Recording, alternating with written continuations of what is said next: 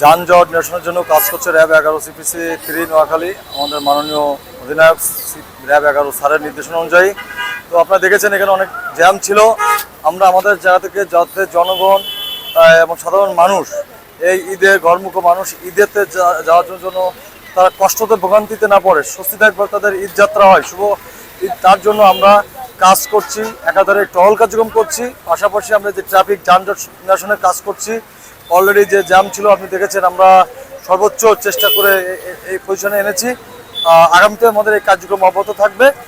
ঈদ সবার ঈদ যাতে সুন্দর হোক সেই প্রত্যাশা করছি। জ্যামজটটা হওয়ার কারণ হচ্ছে আমাদের যাত্রীদের যে অসচেতনতা, যারা ড্রাইভার তাদের অসচেতনতার কারণেই মূলত হয়। কারণ একজন আরেকজনের সাথে অসুস্থ কম্পিটিশন করে আগে যাব এই নীতি করে তারা হচ্ছে জ্যামটা তৈরি করে ফেলে। তো যদি আমরা সবাই যদি নিয়ম মেনে ট্রাফিককে সহায়তা করি তাহলে অবশ্যই ট্রাফিক পুলিশ সঠিকভাবে কাজ করতে পারবে, তখন আর এই জ্যামটা হবে না। সাধারণত মানুষ তারা নিজেরাই এই জ্যাম ক্রিয়েট করছে আমার ধারণা।